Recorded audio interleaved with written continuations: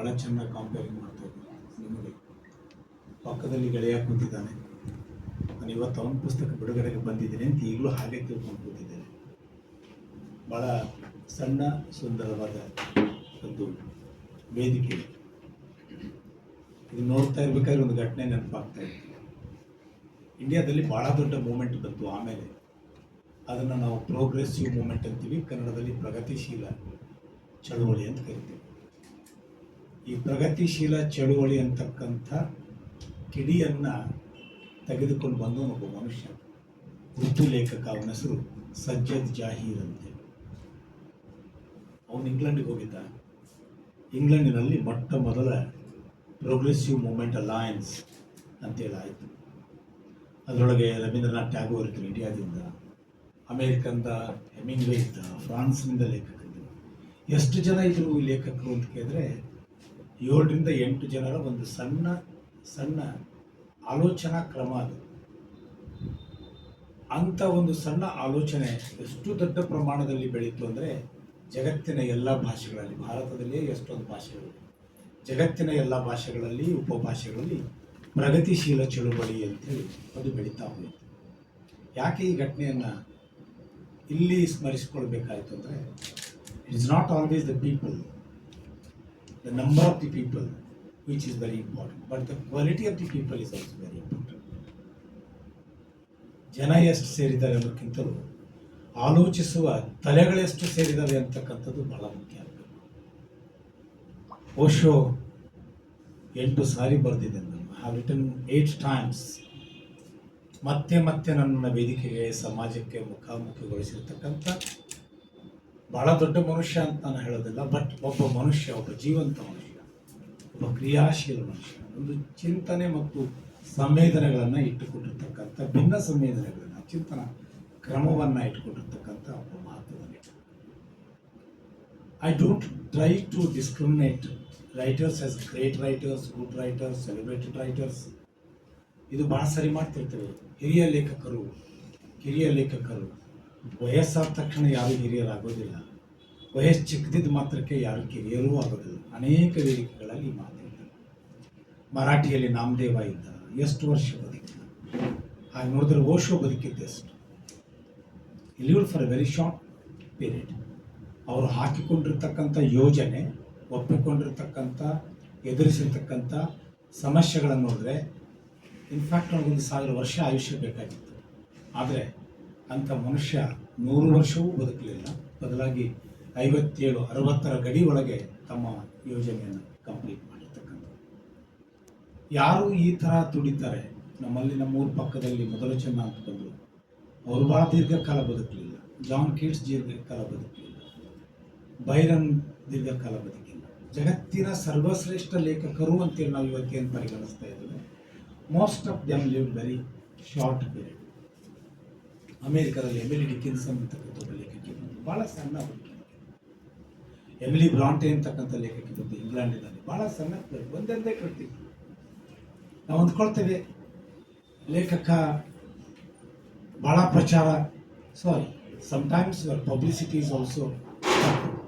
ಒಂದು ಶ್ರೇಷ್ಠ ಕೃತಿ, ಒಬ್ಬ ಶ್ರೇಷ್ಠ ಲೇಖಕ ಎಲ್ಲೋ ಯಾವುದೋ ಒಂದು ಕಾರ್ನರ್ನಿಂದ ನಿಮ್ಮನ್ನು ಸೆಳೀತಾ ಇರ್ತದೆ. ನಾನು ಅನೇಕ ಸಾರಿ ಮಾತನ್ನು ಹೇಳಿದ್ದೇನೆ, ಇಲ್ಲಿ ಹೇಳಬೇಕಾದದೆ, ನಾವು ಓದದೇ ಇರುವ ಲೇಖಕರು ವೇದಿಕೆ, ಪರಿಷತ್ತು, ಅಕಾಡೆಮಿಗಳಲ್ಲಿದ್ದಾರೆ. ನಾವು ಓದುವ ಲೇಖಕರು ಪುಸ್ತಕ ಮಳಿಗೆಗಳಲ್ಲಿ ಇದ್ದೇವೆ. ಇದು ಫ್ಯಾಕ್ಟ್. ಯಾರನ್ನ ನಾವು ಭಾಳ ಸೆಲೆಬ್ರೇಟೆಡ್ ಲೇಖಕರು ಅಂತ ತಿಳ್ಕೊಂಡಿದ್ದೀವಿ, ಅವರ ಎಷ್ಟು ಪುಸ್ತಕಗಳನ್ನು ಓದಿದ್ದೀರಿ? ಯಾವುದಾದ್ರೂ ಒಂದು ಸಾಲು ಹೇಳಿ ಅಂದರೆ ಭಾಳ ಕಷ್ಟ ಆಗುತ್ತೆ. ಆದರೆ ಯಾವ ಲೇಖಕರನ್ನು ನಾವು ಸಾರ್ವಜನಿಕವಾಗಿ ಸೆಲೆಬ್ರೇಟ್ ಮಾಡಲೇ ಇಲ್ವೋ ಅವರು ನಮ್ಮ ಎದೆಗಳಿದ್ದಾರೆ, ನಮ್ಮ ಮೆದುಳು, ಬುದ್ಧಿಯನ್ನು ಆಕ್ರಮಿಸ್ತಾರೆ. ಇದು ನಾನು ಪೀಠಿಕೆಯಾಗಿ ಹೇಳಬೇಕಾಗಿತ್ತು. ಹೀಗಾಗಿ ಅಂಥ ಒಂದು ಪ್ರಜ್ಞಾವಂತ ಸಮುದಾಯದ ಮುಂದೆ ಇವತ್ತು ಕೂತ್ಕೊಂಡಿದ್ದೇನೆ, ಪುಸ್ತಕಗಳ ಮಧ್ಯೆ ಕೂತ್ಕೊಂಡಿದ್ದೇನೆ. ಜಗತ್ತಿನಲ್ಲಿ ಅತ್ಯಂತ ರೊಮ್ಯಾಂಟಿಕ್ ಕ್ಷಣ ಅನ್ನೋದು ಯಾವುದಾದ್ರೂ ಇದ್ದರೆ ಪುಸ್ತಕಗಳ ಮಧ್ಯೆ ಕೂತ್ಕೊಳ್ಳೋದು. ಇಂಥ ಪಬ್ಲಿಷರ್ಸ್ ಬಂದುಬಿಟ್ಟು ಲೈಫ್ ಲಾಂಗ್ ನನಗೆ ತಿಂಗಳ ಇಷ್ಟು ಸಂಬಳ ಕೊಡ್ತೀನಪ್ಪ, ನೌಕರಿ ಬಿಟ್ಟು ಬರೀತಾ ಕೂತ್ಕೊ ಅಂತ ಬಿಟ್ಟರೆ ಬರೆದು ತೀರದಷ್ಟು ಸಗಟು ನನ್ನ ಹತ್ರ ಇದೆ. ನಾವು ಅದಕ್ಕೆ ಬೇಗ ನೀನು ಸಿಕ್ಕಾಬಿಟ್ಟು ಶ್ರೀಮಂತ ಆಗಬೇಕು, ದೊಡ್ಡ ಕಾರು ತಗೋಬೇಕು, ನನಗೆ ಮಾತ್ರ ಒಂದು ಚಿಕ್ಕ ಕೋಣೆ ಮತ್ತು ಬರೀಲಿಕ್ಕೆ ಅವಕಾಶ ಇದೆ ಅಂತ ನೋಡಿ, ಸುಮ್ಮನೆ ಒಂದು ರೌಂಡ್ ಹಿಂಗೆ ಕಣ್ಣಾಡಿಸ್ತಾ ಹೋದರೆ ಇನ್ನೇನು ಬರೆಯೋ ಅವಶ್ಯಕತೆ ಇಲ್ಲ ಅನ್ನುವಷ್ಟು ಅದ್ಭುತವಾಗಿ ಸಾಹಿತ್ಯವನ್ನು ಬರೆದಿದ್ದಾರೆ. This life is enough just to read all the literature that has been written so far. ಬರೆದಿರುವುದಷ್ಟನ್ನು ಓದಿದರೂ ಸಾಕು, ಈ ಬದುಕು ಪವಿತ್ರ ಆಗ್ತದೆ, ಶುದ್ಧ ಆಗ್ತದೆ. Rajneesh is one such writer. ಅಂಥ ಒಬ್ಬ ಲೇಖಕ ರಜನೀಶ್. ಈಗ ನಾನು ಪಾಯಿಂಟಿಗೆ ಬರ್ತೇನೆ. ಗೋರಖ್ಪುರ್ ವಿಶ್ವವಿದ್ಯಾಲಯದಲ್ಲಿ ತತ್ವಶಾಸ್ತ್ರವನ್ನು ಪಾಠ ಮಾಡುವ, ಗುಜರಾತ್ನಲ್ಲಿ ಹುಟ್ಟಿ ಅಮೇರಿಕ, ಜಗತ್ತಿನ ಅನೇಕ ರಾಷ್ಟ್ರಗಳಿಗೆ ಪ್ರಶ್ನೆಯಾಗಿದ್ದ ಓಶೋ ನಿಮ್ಮಂತೆಯೇ ಇದ್ದರು. It was not dangerous as people hypothesise. ನಾವು ಊಹಿಸಿಕೊಂಡಿದ್ದೇವೆ ಓಶೋ ಬಗ್ಗೆ. ನಮ್ಮ ಊಹೆಗಳೇ ಅನೇಕ ಸಾರಿ ಯಾವುದನ್ನೋ ಏನನ್ನೋ ಮಾಡಿಬಿಟ್ಟಿರ್ತಾರೆ. ಓಶೋ ಅಂತ ತುಂಬ ಮಾನವ ಪ್ರೀತಿಯ ಒಬ್ಬ ಮನುಷ್ಯ. ನನಗೆ ಒಂದು ಸಣ್ಣ example. I went in search of Osho. ಬರಹಗಾರನಾಗೋದು ಅಂದರೆ ಕಬರ್ಡ್ಸ್ಗಳ ಮುಂದೆ ಕೂತ್ಕೊಂಡು ಸಾಹಿತ್ಯ ಬರೆಯೋದು.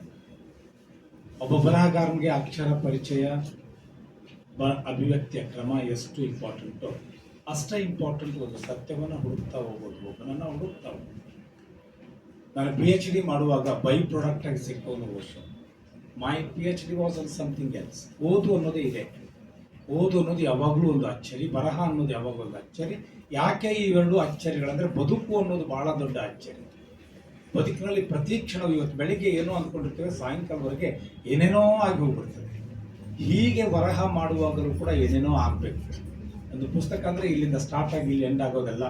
ಒಂದು ಪುಸ್ತಕ, ಒಂದು ಅತ್ಯುತ್ತಮ ಪುಸ್ತಕ ಮಾಡಬೇಕಾದ ಬಹಳ ದೊಡ್ಡ ಕೆಲಸ ನಾನು ತಿಳ್ಕೊಂಡಿದ್ದು, ಒಂದು ಪುಸ್ತಕ ನಮ್ಮಲ್ಲಿ ಒಂದು ಪ್ರಶ್ನೆಯನ್ನು ಹುಟ್ಟಾಕಬೇಕು, ನಮಗೆ ಒಂದು ಆಲೋಚನೆಯ ದರ್ಶನ ಮಾಡಿಸ್ಬೇಕು. ಯಾವ ಪುಸ್ತಕದ ಆಲೋಚನೆ ಸಾಧ್ಯವಿಲ್ವೋ, ಯಾವ ಪುಸ್ತಕದ ಪ್ರಶ್ನೆಗಳು ಹುಟ್ಟೋದಿಲ್ವೋ, ಬಹುತೇಕ ಅಲ್ಲಿಗೆ ನಮ್ಮ ಓದು ನಿಂತು ಬಿಡ್ತೀವಿ. It is stop. A book is not, ಒಂದು ಪುಸ್ತಕ ಅಂದರೆ ಎಲ್ಲ ಸಮಸ್ಯೆಗಳನ್ನು ಬಗೆಹರಿಸಿಬಿಡುವ ಒಂದು ಆನ್ಸರ್ ಬುಕ್ಲೆಟ್ ಅಲ್ಲ. ಬದಲಾಗಿ ಅನೇಕ ಹೊಸ ಸಾಧ್ಯತೆಗಳಿಗೆ ನಮ್ಮನ್ನು ತೆರೆದಿಡ್ತಕ್ಕಂಥ ಒಂದು ಘಟನೆ. ಇದರ ಹಿಂದಿನ ಒಂದು ಘಟನೆಯನ್ನು ನಾನು ಹೇಳ್ತೇನೆ. ಪುಸ್ತಕದ ಬಗ್ಗೆ ನಾನು ಯಾಕೆ ಹೇಳೋದಿಲ್ಲ ಅಂದರೆ, ಪಬ್ಲಿಷರ್ಗೆ ದುಡ್ಡು ಬರಬೇಕು, ಅವ್ರಿಗೆ ಪುಸ್ತಕ ಮಾರಾಟ ಆಗಬೇಕು. ಅದಕ್ಕಾಗಿ ಅದರ ಹಿಂದಿನ ಒಂದು ಘಟನೆ ಹೇಳ್ತೇನೆ. ನಮ್ಮೂರಲ್ಲಿ ಒಬ್ಬ ಹೆಣ್ಮಗಳಿದ್ದೆ. Was by caste Muslim. ತುಂಬ ಯೌವನ ಏಜ್ ಇದ್ದಾಗ ದುಬೈಗೆ ಹೋದರು. ದುಬೈನ ಮಾರ್ಕೆಟ್ ಡೌನ್ ಆದಮೇಲೆ ಮುಂಬೈಗೆ ಬಂದರು. ಮುಂಬೈನ ಮಾರ್ಕೆಟ್ ಡೌನ್ ಆದಮೇಲೆ, ಇದು ಕ್ರಮ ಇದೆ ನಮ್ಮಲ್ಲಿ, ಇಂಡಿಯನ್ ಪ್ರಾಸ್ಟಿಟ್ಯೂಷನನ್ನು ಸ್ಟಡಿ ಮಾಡಬೇಕಾಗಿದೆ. ಸಾಂಗ್ಲಿ, ಮಿರಜ್, ಪೂನಾ, ಮುಂಬೈ, ಎಷ್ಟು ಪ್ಲೇಸ್ಗಳಲ್ಲಿ ವೇಶ್ಯಾವೃತ್ತಿ ನಡೀತದೋ, ಈ ವೇಶ್ಯಾವೃತ್ತಿಗೂ ಕೂಡ ಒಂದು ಕ್ರಮ ಇದೆ. ಯಾವ ಏಜ್ನಲ್ಲಿ ಯಾವ ಊರಿಗೆ ಹೋಗಬೇಕು, ಎಲ್ಲಿ ಹೋದರೆ ಯಾವ ರೀತಿಯ ಮಾರ್ಕೆಟ್ ಮತ್ತು ಕಸ್ಟಮರ್ಸ್ ಇರ್ತಾರೆ ಅಂತ. ಸೊ ಅವಳು ನಮ್ಮ ಊರಿಂದ ಹೋದ್ಲು. ಮಕ್ಕಳನ್ನ ಯತೀಮ್ ಖಾನ ಅಂದರೆ ಅನಾಥಾಶ್ರಮದಲ್ಲಿ ಬಿಟ್ಟಳು. ಅವಳು ದುಡಿಲಿಕ್ಕೆ ದುಬೈಗೆ ಹೋದ್ಲು. ದುಬೈನಿಂದ ಮುಂಬೈನಿಂದ ಪೂನಾಕ್ಕೆ. ನಾನಾಗ PhD ಮಾಡ್ತಾಯಿದ್ದೆ. ನನ್ನ PhD ಓಶೋ ಆಗಿರಲಿಲ್ಲ, ಗಾಂಧಿನೂ ಆಗಿರಲಿಲ್ಲ. ನನ್ನ PhD ರಾಜ್ ಕಪೂರ್ಗೆ ಸಿನಿಮಾ ಸ್ಕ್ರಿಪ್ಟ್ ಬರೆದು ಕೊಡ್ತಕ್ಕಂಥ ಒಬ್ಬ ವ್ಯಕ್ತಿ ಇದ್ರು, ಭಾಳ ದೊಡ್ಡ ಮನುಷ್ಯ. ಅವರ ಖ್ವಾಜಾ ಅಹಮದ್ ಅಬ್ಬಾಸ್ ಅಂತ ಹೇಳ್ತೀವಿ. ಖ್ವಾಜಾ ಅಹಮದ್ ಅಬ್ಬಾಸ್ ಯಾರು ಅಂದರೆ ಭಗತ್ ಸಿಂಗನ ಗೆಳೆಯ. ಖ್ವಾಜಾ ಅಹಮದ್ ಅಬ್ಬಾಸ್ ಯಾರು ಅಂದರೆ ರಾಮಾನಂದ ಸಾಗರ್ ಅಂತೇಳಿ ಬರ್ತಿತ್ತಲ್ಲ ರಾಮಾಯಣ, ಅವ್ರ ಗೆಳೆಯ. ಗುಲ್ಜಾರ್ನ ಗೆಳೆಯ. ಗುಲ್ಜಾರ್ಗಿಂತ ಸ್ವಲ್ಪ ದೊಡ್ಡ. ರಾಜ್ ಕಪೂರ್ಗೆ ತುಂಬ ಪ್ರೀತಿಯ ಗೆಳೆಯ. ಹೀಗಾಗಿ ರಾಜ್ ಕಪೂರ್ಗೆ ಸಿನಿಮಾ ಬರೀತಿದ್ರು. 420, ಆವಾರ, ಮೇರಾ ನಾಮ್ ಜೋಕರ್, ಹೀನಾ, ಎಲ್ಲ ಸಿನಿಮಾಗಳ ಕಥೆಯನ್ನು ಬರೆಯುವ ಮೇಲೆ ನಾನು PhD ಮಾಡ್ತಾ ಇದ್ದೆ. K. ಅಬ್ಬಾಸ್. ದುರ್ದೈವಕ್ಕೆ ಅಬ್ಬಾಸರ ಬಗ್ಗೆ ಕನ್ನಡದಲ್ಲಿ ಯಾರಿಗೂ ಗೊತ್ತಿರಲಿಲ್ಲ, ಇಬ್ಬರಿಗೆ ಗೊತ್ತಿಲ್ಲ. ಒಬ್ಬರು ಹಮಾನಾಯಕರು, ಇನ್ನೊಬ್ಬರು ಪಂಚಾಕ್ಷರಿ ಹಿರೇಮಠದ ಉರ್ದು ಲೇಖಕರು, ಬುರ್ಗಾ ಪ್ರಾವಿನ್ಸ್. ಅವರಿಬ್ಬರು ಬರೆದಿರುವ ಒಂದು 2 ಪೇಜಿನ ಲೇಖನ ಬಿಟ್ಟರೆ ಅಬ್ಬಾಸ್ನಂಥ ಒಬ್ಬ ಸರ್ವಶ್ರೇಷ್ಠ ಲೇಖಕನ ಬಗ್ಗೆ ಕನ್ನಡದಲ್ಲಿ ಯಾವ ಮಾಹಿತಿಯೂ ಇರಲಿಲ್ಲ. ಈಗಲೂ ಕೂಡ ನಾನು ಅನಂತಿಗೆ ಅದೇ ಹೇಳ್ತೀನಿ, ಭಾಷಾಂತರದಿಂದ ಎಷ್ಟೇ ಕನ್ನಡಕ್ಕೆ ಬಂದಿದೆ ಅದು ಕೂಡ ಬರಬೇಕಾಗಿದ್ದು ಇನ್ನೂ ತುಂಬ ಇದೆ. ಇನ್ನೊಂದು ದುರ್ದೈವ ಅಂದರೆ ಬಂದದ್ದೇ ಮತ್ತೆ ಮತ್ತೆ ಬಂದಿದೆ. ನಾನು ಒಂದು ಸಾರಿ ಅಕಾಡೆಮಿಯ ಸದಸ್ಯನಾಗಿದ್ದಾಗ ಗೀತಾಂಜಲಿ ಅಟ್ ಎ ಟೈಮ್ 6 ಸಾರಿ ಬಂದ್ಬಿಡ್ತದೆ ಒಂದೇ ವರ್ಷದಲ್ಲಿ. ಬ್ರೆಕ್ಟ್ ಮತ್ತೆ ಮತ್ತೆ ಬರ್ತಾನೆ, ಶೇಕ್ಸ್ಪಿಯರ್ ಮತ್ತೆ ಮತ್ತೆ ಬರ್ತಾನೆ. ಬರಬೇಕಾದ ಪುಣ್ಯಾತ್ಮರು ಭಾಳ ಜನ ಇದ್ದಾರೆ.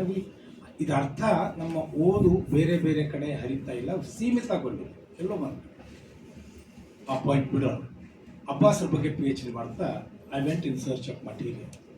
ಈ ಮಟೀರಿಯಲ್ ಸರ್ಚ್ ಮಾಡಬೇಕಾದ್ರೆ ಯಾವುದಾದ್ರೂ ಲಾಡ್ಜ್ನಲ್ಲಿ ನಿಂತ್ಕೊಂಡು ಒಂದಿಷ್ಟು ದಿವಸ ನಿಂತ್ಕೊಂಡು ಮಟೀರಿಯಲ್ ಕಲೆಕ್ಟ್ ಮಾಡುವಷ್ಟು ಆರ್ಥಿಕ ಸಾಮರ್ಥ್ಯ ಇರಲಿಲ್ಲ. ಆಗ ಎಲ್ಲಿ ನಿಲ್ಲೋದು, ಯಾರ ಮನೆಗಳಿದ್ದಾವೆ, ಯಾವ ಊರಲ್ಲಿ. ನಾನು ಪುಣೆಗೆ ಹೋಗಬೇಕು. ಹೋದರೆ ಯಾರ ಮನೆಯಲ್ಲಿ ನಿಂತರೆ ನನಗೆ ಕೆಲಸ ಆಗ್ತದೆ. ಆವಾಗ ನಮ್ಮ ತಾಯಿ ವಯಸ್ಸವ್ರದ್ದು ಹೆಚ್ಚು ಕಡಿಮೆ ಹೆಣ್ಮಗಳದ್ದು ಕೋಂಡ್ವಾ, ಪುಣೆಯ ಕೋಂಡ್ವಾ ಅನ್ನೋ ಪ್ರದೇಶದಲ್ಲಿ ಆ ಹೆಣ್ಮಗಳು ಒಂದು ಕೋಣೆ ಮಾಡಿಕೊಂಡು ಮುಂಬೈ ಮಾರ್ಕೆಟ್ನಿಂದ ಪುಣೆಗೆ ಬಂದು ಕೋಣೆ ಮಾಡ್ಕೊಂಡಿದ್ರು. ಆ ಕೋಣೆ ಹೇಗಿತ್ತಂದರೆ, ನಾವು ಹೋದ್ಮೇಲೆ ಕಷ್ಟ ಅಲ್ಲ, ಅದು ಅವರು ದಂಧ ಮಾಡುವ, ಅವ್ರಿಗೇನಂತೀವಿ ನಾವು, ಗರ್ವಾಲಿ ಅಂತ ಕರಿತೀವಿ. ಓಕೆ, ಆ ಗರ್ವಾಲಿ ಅಂದರೆ ಅವಳಿಗೆ ಏಜ್ ಆಗಿರ್ತದೆ, ಅವಳ ಕೈಯಲ್ಲಿ 4 ಹುಡುಗಿಯನ್ನು ಇಟ್ಕೊಂಡು ಕೆಲಸ ಮಾಡ್ತಾರೆ, ಉದ್ಯೋಗ ಮಾಡ್ತಿರ್ತಾರೆ ಕಸ್ಟಮರ್ಗೆ ಟೈಮಿಂಗ್ಸ್. ಆದರೆ ನಾವು ಹೋದ್ಮೇಲೆ ಆ ಕಸ್ಟಮರ್ಸನ್ನು ಮ್ಯಾನೇಜ್ ಮಾಡೋದು ಹೇಗೆ, 2-3 ದಿವಸ ಮಾರ್ಕೆಟ್ ಸ್ಟಾಪ್ ಆಗಿಬಿಡ್ತದೆ. ಆದರೆ I loved her and I had a great fascination towards ಆ ಮಹಿಳೆ ಏನು ಮಾಡ್ತಾ ಇದ್ದಾರೆ ಅನ್ನೋದು ಕೂಡ ನಮ್ಮ ಬದುಕಿನ ಒಂದು ಸತ್ಯನೇ, ಅದು ತಿಳಿದುಕೊಳ್ಬೇಕಾದ ಸಂಗತಿ. ಆದರೆ ಅವ್ರ ಮಗ ನನ್ನ ಜೊತೆ ಗೆಳೆಯ, ಇಬ್ಬರು ಕೂಡಿ ಹೋದ್ವಿ. ಅವರು ಡೇ ಟೈಮ್ದಲ್ಲಿ ಒಂದು 2-3 ದಿವಸ ಕೆಲಸ ಸ್ಟಾಪ್ ಮಾಡಬೇಕು. ರಾತ್ರಿ ನಾವು ಡೇ ಎಲ್ಲ ಯೂನಿವರ್ಸಿಟಿಗೆ ಹೋಗಿ ಪುಸ್ತಕ ಕಲೆಕ್ಟ್ ಮಾಡ್ಕೊಂಡು ಬರ್ತಿದ್ವಿ. ರಾತ್ರಿ ಬಂದಮೇಲೆ ಪ್ಲೇಸ್ ಎಷ್ಟು ಸಣ್ಣ ಕೋಣೆ ಅಂದರೆ, ಆ ವೇಶ್ಯಾವೃತ್ತಿ ಮಾಡುವ ಹೆಣ್ಮಗಳು ಕಾಟ್ ಕೆಳಗಡೆ ಮಲಗ್ತಿದ್ರು, ನಾವಿಬ್ಬರು ಮಕ್ಕಳು ಮೇಲ್ಗಡೆ ಮಲಗ್ತಾ ಇದ್ವಿ. ಅವಳು ತನ್ನ ಬದುಕಿನ ಕಥೆಯನ್ನು ಹೇಳ್ತಾ ಹೋಗ್ತಾ ಇದ್ಲು. ದಿಸ್ ಈಸ್ ವಾಟ್, ಅದು ಇನ್ನೊಂದು ಪುಸ್ತಕದಲ್ಲಿ ಬರೆದಿದ್ದ, ಹೆಣ್ಣು ಹೇಳಬಾರ್ದ ಸತ್ಯ ಅಂತ ಹೇಳಿ. ನಾನು ಕಂಡ 12 ಜನ ಸೂಳೆ ತಾಯಿಯಂದಿರ ಕಥನ, how they lived, what life it was. ಅದು ನನ್ನ ತಂದೆ ಬರೆಸಿದ ಪುಸ್ತಕ. ಇದು ಸಾಹಿತ್ಯ, ಇದು ನೈಜ ಬದುಕು, ಇದು ಬದುಕಿನ ಒಂದು ಮುಖವೇ, ಇದೂ ಗೌರವಿಸಲ್ಪಡಬೇಕು ಅಂತ ಹೇಳಿ ಬರೆಸಿದ ಪುಸ್ತಕ. ಅದನ್ನು ಒಯ್ದು ನಾನು ಮೊಟ್ಟ ಮೊದಲಿಗೆ ಗಿಫ್ಟ್ ಆಗಿ ಕೊಟ್ಟಿದ್ದು ಯಾರಿಗೆ ಅಂತ ಕೇಳಿದ್ರೆ ಇನ್ನೂ ಆಶ್ಚರ್ಯ ಪಡ್ತೀರ. ಪುಸ್ತಕ ಮಾಡಿದ್ಮೇಲೆ ನಾನು ಮೊದಲಿಗೆ ಅದನ್ನು ಒಯ್ದು ಕೊಟ್ಟಿದ್ದು ಸಿದ್ದೇಶ್ವರ ಸ್ವಾಮೀಜಿಗೆ, ಯಾರನ್ನು ನಾನು 40 ವರ್ಷ ನನ್ನ ಗುರುಗಳು ಅಂತ. ಯಾಕಂದರೆ ಒಬ್ಬ ಗುರು ಒಪ್ಪಬೇಕು, ಒಬ್ಬ ತಂದೆ ಒಪ್ಪಬೇಕು, ನಾನು ಮಾಡುವ ಕೆಲಸವಿಲ್ಲ, ಜಗತ್ತು ಒಪ್ತದೆ ಬಿಡ್ತದೆ ತಿಳಿಸ್ತದೆ. ನೆಕ್ಸ್ಟ್ ಹಾಗೆ PhD ಮಾಡ್ತಾ ಹೋದಾಗ ಸಿಕ್ಕವನು ಓಶೋ. ಈ ಓಶೋ ಬೆಟ್ಟಿಗೂ ಕಾರಣ ನನ್ನ ತಂದೆನೇ. ಅವ್ರು ಹೇಳಿದ್ರು ಅದನ್ನು ಆಲ್ರೆಡಿ.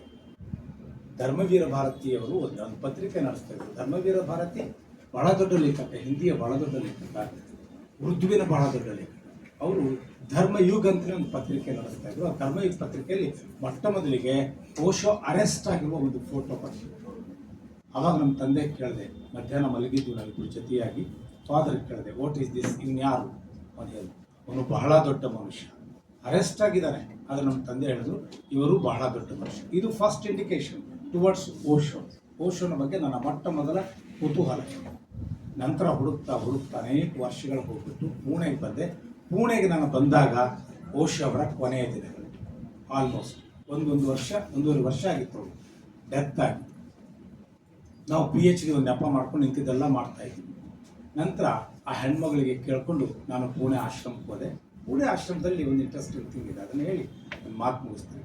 ಒಳಗಡೆ ಹೋದ ತಕ್ಷಣ, ಪುಣೆ ಆಶ್ರಮದ ಒಳಗಡೆ ಹೋದ ತಕ್ಷಣ ಒಂದು ರೂಮ್ನಲ್ಲಿ ನಮ್ಮನ್ನು ಕೂಡಿಸಿ, ಅವತ್ತು ಎಷ್ಟು ಜನ ಗೆಸ್ಟ್ಗಳು ಎಷ್ಟೆಷ್ಟು ಅವರ್ಸಲ್ಲಿ ಬಂದಿರ್ತಾರೆ ಅವ್ರನ್ನ ಕೂಡಿಸಿ ಒಂದು ವಿಡಿಯೋ ಪ್ಲೇ ಮಾಡೋವಾಗ ಅದರಾಗ ಒಂದು ಸೆಂಟೆನ್ಸ್ ಬರ್ತಿತ್ತು, ಏನು, ಹೃದಯ ಮೇ ಆಗ್ ರಖಕ್ಕೆ, ओके,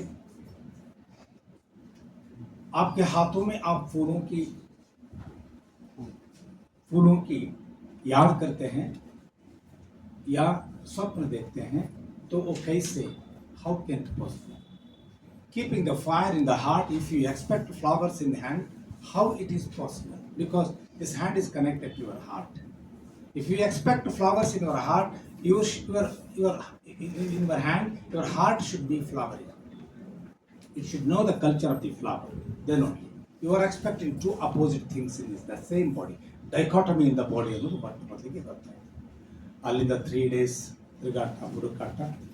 ಆಮೇಲೆ ಯಾವುದೇ ಒಂದು ಪುಸ್ತಕದ ಬಗ್ಗೆ ನಂದು ಏನಪ್ಪ ಅಂದರೆ, ಇವತ್ತು ನೋಡಿ ಬಂದರೆ ನಾಳೆ ಬರೆದು ಬಿಡ್ತಾನೆ, ಅಥವಾ ಇದಕ್ಕೆ ತುಂಬ ಡಿಮಾಂಡ್ ಇದೆ ಇನ್ನು ಬರೆದು ಬಿಡ್ತಾನೆ, ಅಥವಾ ಇದು ಭಾಳ ಸೆಲೆಬಲ್ ಆಗ್ತದೆ ಈ ಸಬ್ಜೆಕ್ಟ್ ತಗೋತೀನಿ ಅಂತಕ್ಕಂಥದ್ದು ಏನಿದೆವಲ್ಲ, ಅದು ಒಂದು ಪುಸ್ತಕ ಆಗ್ಬೋದೇ ವಿನಃ ಅದೊಂದು ದರ್ಶನ ಆಗೋದಿಲ್ಲ. ಯಾವುದೇ ಒಂದು ಪುಸ್ತಕ ಒಂದು ವಸ್ತುವನ್ನು ಡೈಜೆಸ್ಟ್ ಮಾಡಿಕೊಂಡಿರ್ಬೇಕು. ನಾನು ಓಶೋನನ್ನು ಹುಡುಕ್ತಾ ಹೋಗಿದ್ದು 1996ರಲ್ಲಿ. ಆದರೆ ಪುಸ್ತಕ ಬಂದಿದ್ದು ಆನಂತರ 12 ವರ್ಷಗಳ ಅಂತರದಲ್ಲಿ. ಈಗ ನಿಮ್ಮ ಕೈಯಲ್ಲಿರುವ ಓಶೋ ಬೆತ್ತಲಿಗೆ ಬರಗಾಗಬಾರದು. ದಿಸ್ ಈಸ್ ರೀಪ್ರಿಂಟ್, 2ನೇ ಮುದ್ರಣ ಇದು. ಸೊ ಆ ನಿಟ್ಟಿನಲ್ಲಿ ಓಶೋರನ್ನು ಓದಿ ಮುಗಿಸಿದೆ ಅನ್ನೋದು ಭಾಳ ದುರಹಂಕಾರದ ಗರ್ವದ ಮಾತಾದೀತು. ನಾನು ಈಗಲೂ ಕೂಡ ಓಶೋನನ್ನು ಓದ್ತಾ ಇದ್ದೇನೆ, ಅರ್ಥೈಸಿಕೊಳ್ಳಿಕ್ಕೆ ಪ್ರಯತ್ನ ಮಾಡ್ತಾ ಇದ್ದೇನೆ. ಅದರ ಒಂದು ಮಾತ್ರ ಸ್ಪಷ್ಟ ಆಯಿತು, ಏನಂದರೆ ಸ್ವಾಮಿ ವಿವೇಕಾನಂದರ ನಂತರ ಅಥವಾ ಅವರ ಜೊತೆಗೆ ಒಂದು ದೇಶವನ್ನು ಇಷ್ಟೊಂದು ಪ್ರೀತಿ ಮಾಡಿದ ಮತ್ತೊಬ್ಬ ಸಂತ ನಿಮಗೆ ಸಿಗೋದೇ ಇಲ್ಲ. Most of the people red wrongly. ಏನಂತ ಹೇಳ್ತಾರೆ, ಇರಾನ್ದ ಖೋಯ್ದಲ್ಲಿ ಒಬ್ಬ ದೊಡ್ಡ ಸಂತ ಇದ್ದ, ಅವನ ಹೆಸರು ಶಾಮೆ ತಬ್ರೀಜ್. ಅವನೊಂದು ಮಾತು ಹೇಳ್ತಾನೆ, ಪ್ರಪಂಚದ ಎಲ್ಲ ಯುದ್ಧಗಳು, ಎಲ್ಲ ಅಪಾರ್ಥಗಳು, ಎಲ್ಲ ಸಂಶಯಗಳು, ಎಲ್ಲ ಜಗಳಗಳು ಹುಟ್ಟೋದು ಶಬ್ದಗಳ ತಪ್ಪು ತಿಳುವಳಿಕೆಯಿಂದ. ಸಂಭೋಗ್ಸೆ ಸಮಾಧಿ ಬಗ್ಗೆ ಕೇಳಿದ್ರೆ ಆಶ್ಚರ್ಯ, ಏನು ಹೇಳಲಿಲ್ಲ. ಯಾರು ಈ ಮೊದಲು ಏನನ್ನು ಹೇಳಿದ್ರೋ ಅದನ್ನು ವಾತ್ಸಾಯನ ಹೇಳಿದ್ದಾನೆ ಹೇಳಿದ, ಭಾರತೀಯ ಕಾಮಸೂತ್ರ ಹೇಳಿದ್ದಾನೆ ಹೇಳಿದ. ಆದರೆ ಓಶೋ ಯಾಕೆ ಪ್ರಶ್ನೆ ಅದನ್ನು ಪ್ರಶ್ನೆಯನ್ನು ಅವರಿಟ್ಟು ಅವ್ರು ಹೇಳಿದಿಷ್ಟೇ, sambhog is around this part of your body, samadhi this is samadhi, the purity, the attraction, the action, the power that ನೀವು ಯಾವುದನ್ನು ಇಲ್ಲಿ ಸೃಷ್ಟಿಸ್ಲಿಕ್ಕೆ ಸಾಧ್ಯ ಇದೆಯೋ ಇದನ್ನು ಸ್ವಲ್ಪ ಈ ಕಡೆ ತಗೊಂಡು ಬನ್ನಿ. ಟು ದಿಸ್ ಎಕ್ಸ್ಟೆಂಟ್ ಅವ್ರು ಹೇಳಿದ್ದು ಸಂಭೋಗ್ಸೆ ಸಮಾಧಿ ತಕ್ ಉಪನ್ಯಾಸಗಳ ಮಾಲಿಕೆ. ಅದು ಏನಾಯ್ತು ಅಂದರೆ, ಇದು ತುಘಲಕ್ಕನ ಕಥೆ ಆಯಿತು. ತುಘಲಕ್ಕನ ಕಥೆ, ತುಘಲಕ್ಕನನ್ನು ಹುಚ್ಚು ರಾಜ ಅಂತ ಹೇಳ್ತೇವೆ, ಅವನು ಹುಚ್ಚು ರಾಜ ಅಲ್ಲ. ಇವತ್ತು ಒಂದು ಪೇಪರನ್ನು ನೀವು ಕರೆನ್ಸಿ ಅಂತ ನಂಬಲಿಕ್ಕೆ ಸಾಧ್ಯ ಇದ್ದರೆ ಅವತ್ತಿನ ತೊಗಲನ್ನು ನಿಮ್ಗೆ ಯಾಕೆ ಕರೆನ್ಸಿ ಅಂತ ನಂಬಲಿಕ್ಕೆ ಆಗಲಿ? ಪಾಲಿಸಿ ವಾಸ್ ವೆರಿ ಅಡ್ವಾನ್ಸ್ಡ್, ಆದರೆ public advanced level of mind ಸೆಟ್ಗೆ ಬಂದಿರಲಿಲ್ಲ. ಓಶೋ ಹೇಳುವ ಅನೇಕ ವಿಚಾರಗಳು ನಮಗೆ ಅರ್ಥ ಆಗಲಿಲ್ಲ. ಕಾರಣ ಏನಂದರೆ ಅವನ ವೇಗ ಸಮಾಜಕ್ಕೆ ಇರಲಿಲ್ಲ. ಈ ರೀತಿಯಾಗಿ ಓಶೋನನ್ನು ಮತ್ತೆ ಓದುವ, ಮತ್ತೆ ಚಿಂತಿಸುವ, ಮತ್ತೆ ಸ್ಥಾಪಿಸುವ ಅವಶ್ಯಕತೆ ಇದೆ ಅಂತ ನಾನು ಹೇಳ್ತೇನೆ. ಅವನು ಸ್ಥಾಪನೆಯನ್ನು ನಂಬೋದಿಲ್ಲ. ಓಕೆ, ಅವನು ತನ್ನ ಚರ್ಮಗೀತೆಯಲ್ಲಿ ಬರೆದುಕೊಂಡಂತೆ just a soul that visited the planet named earth, ಭೂಮಿ ಎನ್ನುವ ಒಂದು ಕಾಯಕ್ಕೆ ಭೇಟಿ ಕೊಟ್ಟು ಒಂದು ಜೀವನ ಅಷ್ಟೇ.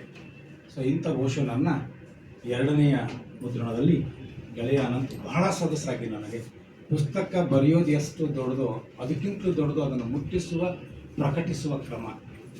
ಹಸಿವಿರೋ ಮಗನಿಗೆ ಊಟ ಮಾಡಿಸ್ಲಿಕ್ಕೆ ತಾಯಿಗೂ ಕೂಡ ಖುಷಿ ಅನ್ನಿಸ್ತದೆ. ಮನ್ಯಾಗ ಊಟ ಪೈಲ್ವಾನ್ ಇದ್ದಂದರೆ ಆ ತಾಯಿಗಳೆಲ್ಲ ಕೂತ್ಕೊಂಡು ಊಟ ಮಾಡಿಸ್ತಾರೆ. ಪಬ್ಲಿಷರ್ಸ್ ಅಂದರೆ ಹೆಚ್ಚು ಕಡಿಮೆ ಯಾವ ಪುಸ್ತಕ ಭಾಳ ಚೆನ್ನಾಗಿ ಹೋಗ್ತದೆ ಅಂತೇಳಿ ಪುಸ್ತಕ ಪ್ರಿಂಟ್ ಮಾಡೋದಲ್ಲ, ಬದಲಾಗಿ ಈ ಪುಸ್ತಕವನ್ನು ನಾನು ಮುಟ್ಟಿಸ್ತೇನೆ ಅನ್ನುವ ಧಾಸ್ತಿಯಿಂದ ಮಾಡೋದು ಬಹಳ important. So in a way Anantu is always with me, and he has made a great venture of republishing the book after 10 years. So I wish him all the best. Best ಆಗಿದೆ ಅವ್ರಿಗೆ. Already 350 ಪ್ರತಿಗಳು ಖಾಲಿ ಆಗಿದೆ ಅಂತ ಹೇಳಿದ್ರು. ನನ್ನಷ್ಟು ಖುಷಿ ಮತ್ತೊಬ್ಬಿಲ್ಲ. ಯಾಕಂದರೆ ನಾನು ಯಾವಾಗಲೂ ವಿಶ್ ಮಾಡೋದು, ಒಂದು ಪುಸ್ತಕ ಗೆಲ್ಲಬೇಕು, ಎಷ್ಟು ಸಾಧ್ಯದೆಯೋ ಅಷ್ಟು ಗೆಲ್ಲಬೇಕು. ಅದರಿಂದ ದುಡ್ಡು ಬರ್ತದೆ. ದುಡ್ಡು ಬಂದರೆ ಒಬ್ಬ ಪಬ್ಲಿಷರ್ ಮತ್ತೇನು ಮಾಡೋದಲ್ಲ, ಮತ್ತೆ 4 ಪುಸ್ತಕ ಪ್ರಿಂಟ್ ಮಾಡ್ತಾನೆ. ಸೊ ಅಂಥ ಅವರ ಸಾಹಸಕ್ಕೆ ಎಲ್ಲ ಶುಭಗಳನ್ನು ಹಾರೈಸ್ತಾ, ನೀವು ಬಂದವರು ಎಷ್ಟೇ ಜನರಿದ್ದರೂ ಕೂಡ ಎಷ್ಟೆಲ್ಲ ಓಶೋನನ್ನು ಮುಟ್ಟಿಸಲಿಕ್ಕೆ ಸಾಧ್ಯ ಇದೆ.